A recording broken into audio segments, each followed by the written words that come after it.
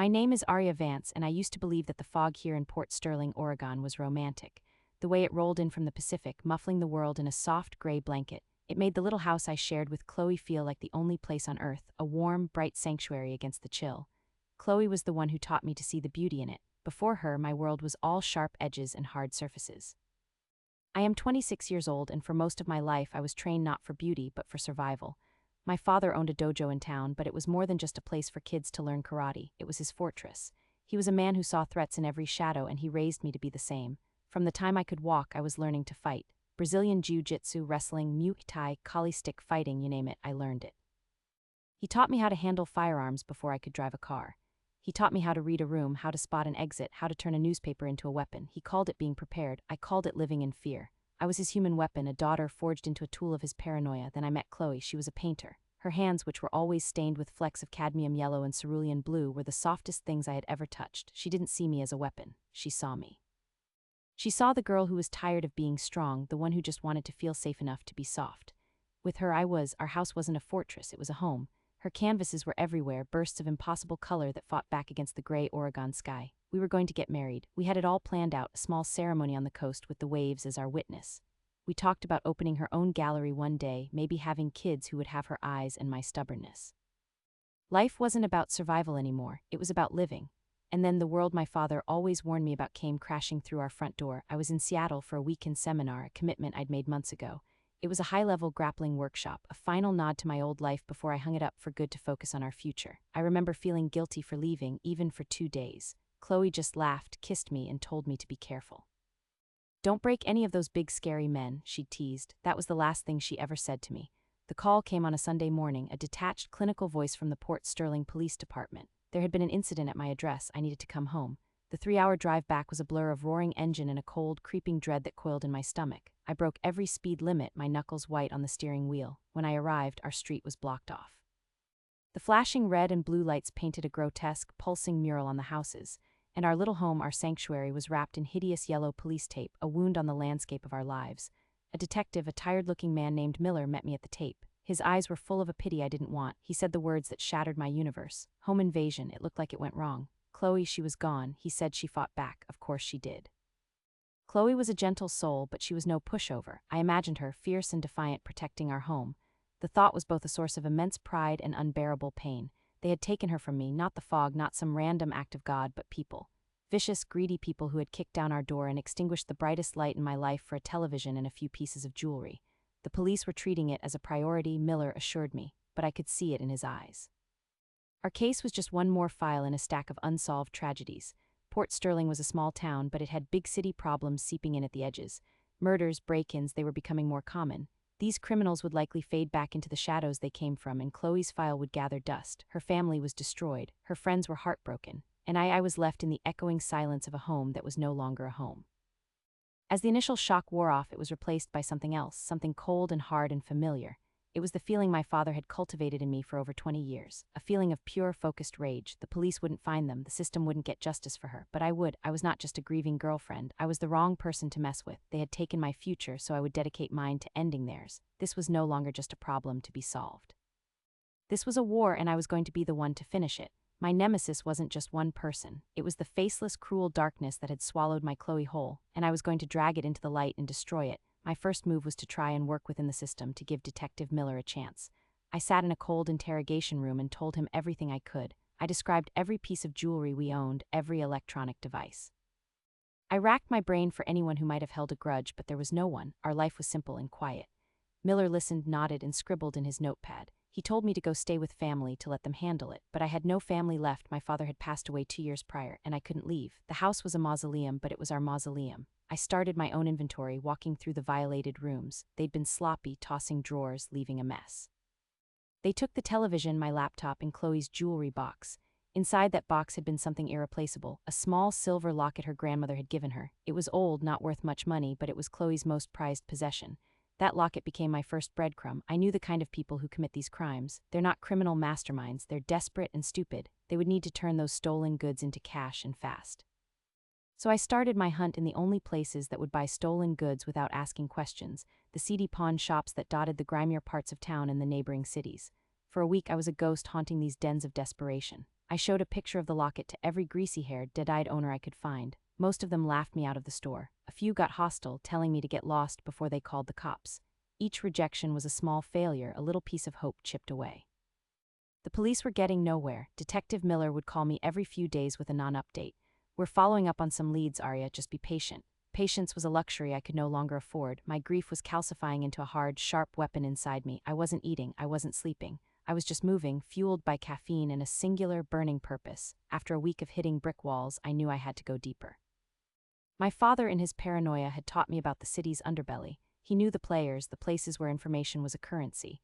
He had warned me to stay away from these people, but he had also made sure I knew how to navigate their world if I ever had to. I found a man named Jimmy the Weasel in a smoky bar down by the industrial docks. He was a low-level informant who sold whispers for cash. He wasn't impressed by my money. He was a predator who smelled weakness, and my grief probably smelled like blood in the water. He tried to brush me off. That was his mistake. I didn't raise my voice. I didn't threaten him. I just leaned in close, my voice barely a whisper, and described in precise anatomical detail how I could snap his arm in 3 places before he could even signal the bartender. I used the language of violence, the only language men like him truly understand. His bravado melted away. He saw something in my eyes that scared him more than any threat. He saw that I had nothing left to lose. He talked. He said a young crew had been hitting houses in the area, a new group, reckless. He gave me a name, Finn, a kid barely 20 who acted as a lookout and a scout. Jimmy told me Finn liked to hang around an old, derelict arcade on the edge of town. Finding Finn was easy. He was exactly where Jimmy said he'd be, feeding quarters into a flickering street fighter machine. He was skinny, nervous, with eyes that darted around constantly. I didn't confront him in the arcade. I waited. I followed him as he left down a series of dark, rain-slicked alleys. When we were completely alone, I moved. It was over in seconds. I came out of the shadows, a silent predator. He tried to pull a knife. I disarmed him with a simple wrist lock that made him yelp in pain, the knife clattering uselessly to the pavement. I slammed him against the wet brick wall, my forearm pressed against his throat, not enough to choke him, but enough to show him that his life was entirely in my hands. Fear poured off him in waves. He started blubbering, swearing he didn't know anything. I held the picture of Chloe's locket in front of his face. His eyes widened. He knew I didn't need to torture him. His terror was doing the work for me. He confessed everything, the words tumbling out of his mouth in a pathetic rush. He was the lookout. There were 2 others, a hulking brute named Richter the Muscle and the leader, a cold, cunning man named Silas. Finn said it was supposed to be an empty house. He'd watched us for days. He knew my routine, knew I was out of town. They didn't know Chloe had stayed home, feeling unwell. She had surprised them. Finn swore he stayed outside, that he just heard shouting. He said Chloe fought back against Richter, and Richter, he got angry. He lost control. The kid was sobbing now, snot and tears running down his face. "I didn't want anyone to get hurt," he whimpered. It was a pathetic excuse, but in that moment I almost believed him. I had the names. Richter and Silas, the targets of my rage, now had faces. I let Finn go. I told him to run, to get out of the state and never come back. I told him if I ever saw him again, I would finish what I started in that alley. He scrambled away into the darkness like the rat he was. Now my problem was bigger. I had the names, but they were shadows. I started digging, using my computer skills to scour social media, public records, anything.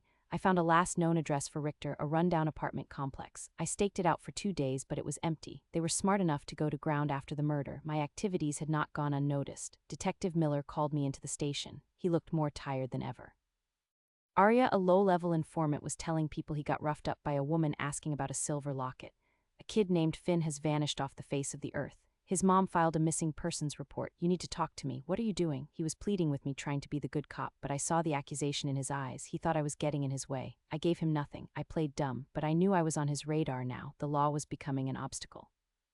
After another week of frustrated searching, I got a break. I used some of my savings to buy information from a more connected source than Jimmy. It cost me nearly everything I had left, but it paid off. I got a location, an abandoned fish packing plant down on the industrial waterfront. It was Silas's hideout. This was it, the culmination of my search, but my patience was gone. All I had left was rage. I didn't plan, I didn't strategize.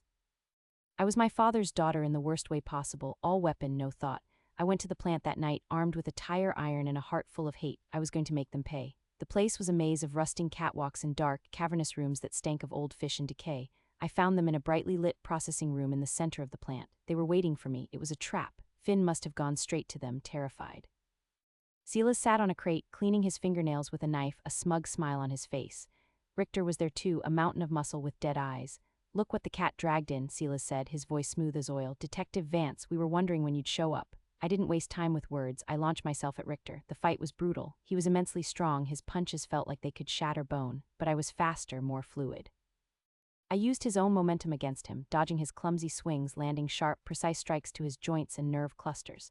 I was holding my own, even managing to break his nose with a vicious elbow strike, but I was focused only on him. I forgot about Silas. As I moved in to finish Richter, I felt a blinding electric pain shoot through my body, a taser. I collapsed to the concrete floor, my muscles spasming uncontrollably. Silas stood over me, the taser crackling in his hand.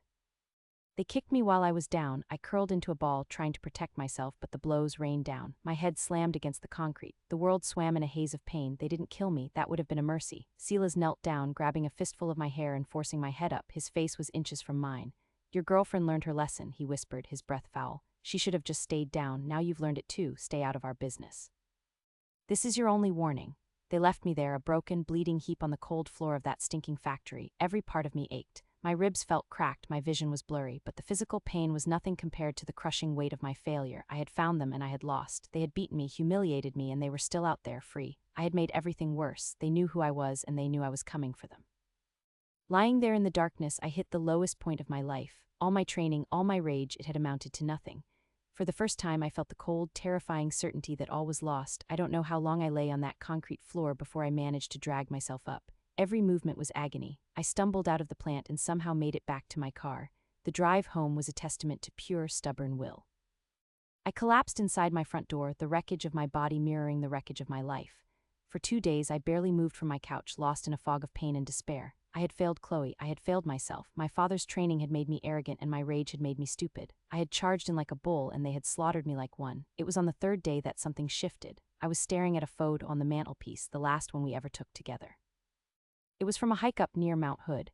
Chloe was laughing, her face tilted up to the sun, and I was looking at her with an expression of such complete adoration that it hurt to see. I could almost hear her voice in the silence of the house. She wouldn't be telling me to get revenge, she wouldn't be telling me to hunt them down, but she wouldn't be telling me to give up either. Chloe loved my strength, but she celebrated my intelligence.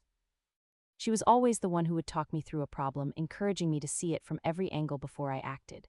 "Use that big, beautiful brain, Aria," she would say, and in that moment I understood. Rage was not the answer. Brute force was not the answer. My father taught me how to be a weapon, but Chloe taught me how to be a person. I needed to be both. I needed to use my mind as well as my body. I had to stop thinking like a berserker and start thinking like a hunter. My final attempt wouldn't be a frontal assault, it would be a dissection. I spent the next week doing 2 things, healing and planning. I taped my own ribs, disinfected my own cuts, and I turned our dining room table into a war room. I got a satellite map of the fish packing plant and the surrounding area. I researched Silas and Richter, digging deeper, learning their habits, their vices. Richter was a creature of impulse and greed. Silas was the brain, arrogant and cautious, but his arrogance was his weakness. He thought he had beaten me, that I was no longer a threat. I needed to separate them. The plan I devised was precise, surgical. I took the last of my savings and used it to create a lure. I found another informant, someone unconnected to Jimmy, and paid him to spread a rumor on the street, a whisper about a high-stakes poker game happening with a notoriously careless rich kid. I knew from my research that Richter had a gambling problem. The bait was set for a location across town, a secluded warehouse district. It was a lie, but it was a believable one, and I knew Richter's greed would make him take the chance. It worked. On a cold, drizzly Thursday night, my informant called. Richter had taken the bait. He was heading for the warehouse alone. I was waiting for him. This time there was no fight, there was only an ambush. He parked his car and walked down a narrow alley, the only approach to the supposed poker game. I was perched on a fire escape above him. When he passed underneath, I dropped down, silent as the falling rain. He never even saw me coming. I used a sleeper hold, a technique designed to cut off blood to the brain, not air to the lungs. It was quick, efficient, and silent. He was unconscious in seconds. I dragged his massive body into the shadows. I bound his hands and feet with zip ties. Then I took the knife I had seen Silas using, the one I'd managed to grab during my retreat from the plant, and carefully tucked it into his belt. I made an anonymous call to the police, reporting a suspicious man passed out in the alley, mentioning he looked like the man from the police sketch of the murder suspect. Then I melted back into the night. One down now, it was just Silas. He would be alone at the plant, probably feeling secure, but with Richter gone, he'd be on edge. His fortress had a crack in it. This time I didn't use the front door. I had studied the building's schematics, which I'd found in old city permit records online. I knew about a drainage culvert that ran underneath the foundation and emptied into an old maintenance tunnel. It was a disgusting, filthy entrance, but it was an unguarded one. I moved through the plant like a ghost. I knew the layout by heart. I didn't go for a direct confrontation. I started to play with him. I threw a rock to make a sound in a distant corner of the building. I used a small mirror to flash a reflection of light across a wall. I made the whole massive, decaying building feel like it was alive and closing in on him. I could hear him moving around, calling out Richter's name, his voice tight with anxiety. The hunter was now the hunted. I drove him slowly, deliberately, towards the main processing room, the same room where he had beaten me. It was a wide-open space with a concrete floor and a high ceiling laced with pipes and old conveyor belt chains. I wanted the final confrontation to be there on my terms. When he finally entered the room, I was waiting in the shadows of the machinery. "Looking for your friend Silas," I said, my voice echoing in the vast space. He spun around, pulling a handgun. He fired wildly into the darkness, the sound deafening, but I was already moving. This wasn't a fight, it was a performance. I used the environment my father had taught me to see. I swung on a chain to get behind him. I knocked over a stack of old metal trays to disorient him. He was panicked, his arrogance stripped away, leaving only raw fear. I cornered him near the old fish-gutting station. I disarmed him with a swift, brutal move that shattered the bones in his wrist, sending the gun skittering across the floor. He crumpled to his knees, cradling his ruined hand, his eyes wide with terror. He started begging, offering me money, anything. He started to confess, trying to pin it all on Richter, gloating in a pathetic way about how Chloe had been tougher than he thought. He didn't realize I had a small digital recorder running in my pocket, capturing every single word. I stood over him, this pathetic creature who had stolen the sun from my sky. Killing him would have been easy. It would have been satisfying for a fleeting moment, but it wouldn't have been justice. It would have made me a murderer, just like him. "You took her life," I said, my voice cold and empty of all emotion. "So I'm going to take yours, but not the way you think." I left him there, whimpering on the floor. I walked out of the plant, made another anonymous call to Detective Miller, and told him where to find the man who killed Chloe Vance, along with a full confession on tape. The aftermath was quiet. The news praised the brilliant police work that led to the capture of both suspects. Richter's fate was sealed by the knife, and Silas's was sealed by his own voice on my recording. Miller knew. He came to my house a week later, not as a cop, but as a man. He didn't ask any questions. He just handed me a small evidence bag. Inside was the silver locket. "It was in Silas's pocket," he said. "The lab's done with it." We stood in silence for a moment, a silent understanding passing between us. He knew what I had done, and he was letting it go. My brand of justice had been served. I sold the house. I couldn't stand the ghosts anymore. I packed a single bag, put Chloe's locket around my neck, and got in my car. I drove south along the coast with no destination in mind. My revenge was complete, but the victory felt hollow. It didn't bring Chloe back, it just cleared the board. The rage was gone, replaced by a vast, quiet emptiness. It wasn't a painful void, just space. Space to maybe, one day, begin to heal. I opened the locket. Inside, nestled against the velvet, was not a picture, but a tiny piece of paper, folded into a perfect square. I carefully unfolded it. It was Chloe's handwriting. "My fierce Aria," it read. "You are my safe harbor." A single tear traced a path down my cheek. As I drove, the sun beginning to set over the ocean, my phone buzzed. An unknown number. I hesitated, then answered. I expected silence, a wrong number. But a voice came through, low and gravelly, a voice that sounded like it was accustomed to speaking in shadows. "Aria Vance," it said. It wasn't a question. "Your father's methods were effective, but you've made a mess. Taking down Silas has disturbed a much larger ecosystem. You've drawn attention." My blood ran cold. "Attention from who?" I asked, my voice tight. "Not the police," the voice replied, a hint of dark amusement in it. "From us." The line went dead. I stared at the phone, then at the endless road stretching out before me. I had thought my war was over. I had fought for Chloe, for my own brand of justice. But in doing so, it seemed I had stepped out of one shadow and into a much larger, darker one. My revenge was complete, but my story, I realized, was just beginning.